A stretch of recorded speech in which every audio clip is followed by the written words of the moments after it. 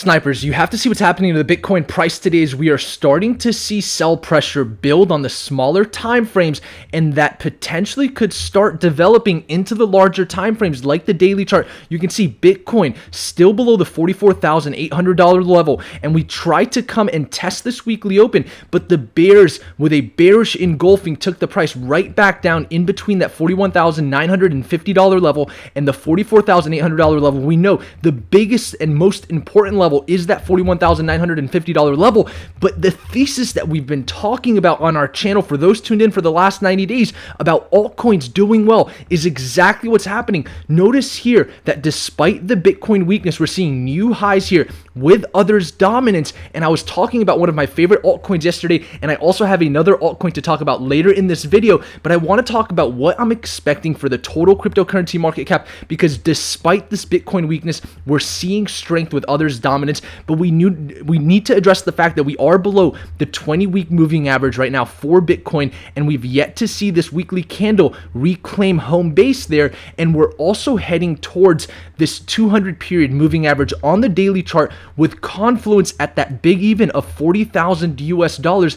Is that the next price target for Bitcoin? And is this level going to hold? Because we know there's a lot of support from the $38,000 to $35,000 level. And so could we see a wick down to this level and potentially a consolidation between the $35,000 and $44,800 level? I want to talk about whether that's going to be the case, because the weekly open is going to be giving us a lot of hints, and then we'll take a look at what's happening to traditional markets, because the DXY is doing some very interesting things, and I can't wait to talk about my favorite altcoin for this video. I'm going to start incorporating altcoins into our videos. If you guys enjoy that, I'd love to hear your comments, and with that, you guys are watching the Snipers channel. My name is Naeem Al-Obeidi. Remember to smash the like button for the YouTube algorithm. I first want to come into these smaller time frames, because we know here on the Snipers channel, everything develops from the smaller time frames into the larger time frame. So when we look at what's happening to Bitcoin's price, you can see we are having a cup of coffee at the most important support level, which is the $42,000 level. And the reason I say that is that was the previous all-time high here in early January. And notice how after we reached 42,000, we saw candles come all the way down to 29,000 before seeing a massive run up in Bitcoin's price. So previous resistance always turns into support. So we want to monitor this $42,000 level, in my opinion. That's the most important level for Bitcoin right now. If we're not able to get above this weekly open, then it becomes more and more likely that we're going to test that $42,000 level. We've already knocked on the door once and twice, and the more you knock on the door, the more likely it becomes to continue in the same direction, especially if you're having a cup of coffee at a very important level. Because if this were the destination as an umpire, what I would assume is we would reach the destination and immediately turn right back around. But we've yet to see that. We are seeing a lot of sell pressure, and we've yet to see buy pressure come in on some of these larger time frames, like the 6 hour. You can see we are being engulfed with sellers, and so we need to keep in mind that if we start to see downside, we have 34,788 as a major support level. Of course, we may see volume come in at that $38,000 level, but the longer we're below this weekly open, which is sitting at 46,500, the more likely it becomes that we come to test 38,000 US dollars. Now, the bullish case, if we were to see a rescue operation, we would want to see Bitcoin's price head back above 44,800 for the first confirmation. If we get above that, then now we have this weekly open to conquer at 46,500. That would be the first confirmation, in my opinion, if we're going to see further upside. And from there, we'll have to come and test the $49,700 level, and that's where we could potentially assume further highs if we break through that $50,000 big even, because then we just have to get towards that monthly open. We have a very large range here, and so we really want to monitor right now what's happening inside of this channel. I talked about this yesterday for those tuned into our channel. 46,500, the weekly open. Any candles hourly and 4 hour above that starts to confirm the upside potential. If we start to cross below 42,000, that's going to be the first sign of warning that we're potentially going to come to that $34,700 level. Now, I quickly want to take a look at what's happening to Ethereum, and then I'll talk about Another one of my favorite altcoins, and we'll look at on-chain metrics because that's how I like to analyze some of these coins. And we also have fundamental analysts on our team that look at the fundamentals, but I'm going to talk to you guys about the on-chain metrics. With Ethereum right now, on the daily chart, we are still forming bearish wicks here. You can see we have this tail today rejecting the weekly open. Right now, if we see continued downside, I think if Bitcoin were to break the $42,000 level, it becomes likely for Ethereum to test the monthly open sitting right around that $2,800 level. If Bitcoin starts to get above 44,800 and then it conquers 46,500 the weekly open, then I think that's when Ethereum could start to get above 3580, which is its weekly open. And from there, we can potentially even see new all-time highs because Ethereum is still the stronger asset. We can see here with the Ethereum to Bitcoin chart, we're seeing good price action, sort of sideways price action, which is the path of least resistance when there's low volume. And so here's one of my favorite altcoins. I'm going to talk about it in just a sec, but I do want to address what's happening to the total cryptocurrency market cap chart because this is how we're making these assumptions about altcoins doing well. Notice how it's a little bit of a different scenario. We're not down coming towards the 200-day moving average on the daily chart. We're actually sitting at the 50-day moving average, which is garden variety market behavior and a bullish trend to stay above the 50-day moving average. What we really want to watch on this chart right now is going to be home base at that 20-week moving average, sitting just below that $1.75 trillion level. If we stay above that, we could assume continued upside for altcoins. And so far, the print is bullish on the macro, and that's really what matters with the total cryptocurrency market cap chart. And others' dominance is confirming that the liquidity is coming into the altcoins. And then Bitcoin dominance is confirming that Bitcoin is continuing to see weakness, heading towards the 35% dominance level, sitting here having a cup of coffee at 40% dominance, that big even, most likely going to see downside there. And that brings me to some of these altcoins. Now, we always want to look at the altcoin against Bitcoin. And today's altcoin that I want to discuss is MakerDAO. For those that know about decentralized autonomous organizations, this is the largest one. This is a little bit of a different type of altcoin than we talked about yesterday. If we go to CoinMarketCap and we look at this coin specifically, it is in the top 100. Of course, this is a much larger coin. However, what I want to talk about is if we go to makerburn.com, notice here how you can actually see a PE ratio of 20.41, which is the price to earnings ratio.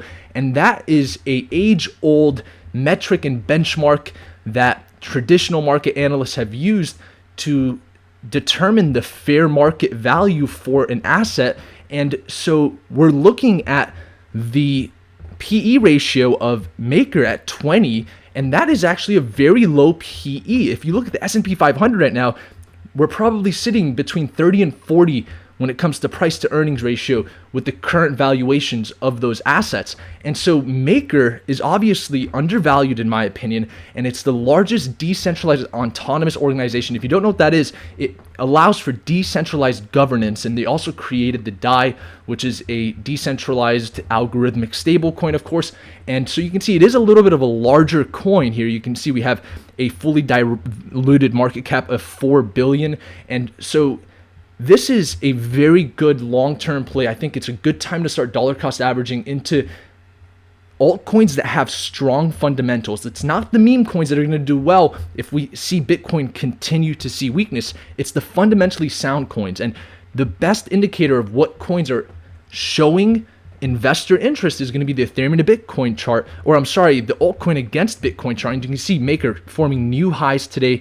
And so it looks like it wants to see continuation of the upside. The US dollar value currently sitting here at that $4,722 level, but we are above the weekly and monthly open, and Bitcoin isn't. So I think that there's a lot of potential upside here for Maker. I think that it's extremely and fairly valued. We're close to the 50-day moving average. I can certainly expect some sort of parabolic breakout as we start to see more third layer solutions come on Ethereum, and then of course Cardano, and then we'll look at other altcoins like Solana, Kusama. I mean, we've got a whole list of altcoins that we'll go through with you guys, but we have a lot of cool things coming out. Parachain's just launched, so a lot to talk about. If you guys enjoy the altcoin comments, I would love to hear your thoughts in the comments below. But I'm looking at Maker. I think it's a great coin, and it's very fairly valued. And so I do want to talk about what's happening here to traditional markets. So the DXY showing weakness. This is extremely important. And notice how we're starting to breach that 90 big even, coming to 89.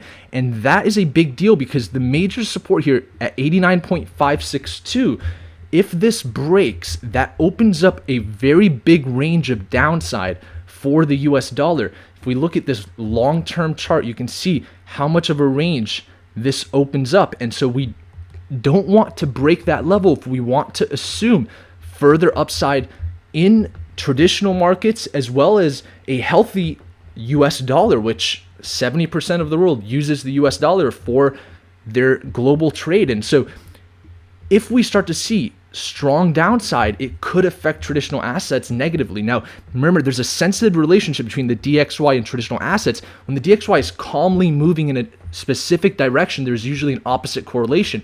But if the DXY is really falling very quickly, showing a lot of volatility, that can create uncertainty with assets, especially when they're priced in the US dollar. So we want to monitor this over the next week, and then of course into next week. We're also below home base, so that assumes that we're potentially continuing this bearish trend for the US dollar.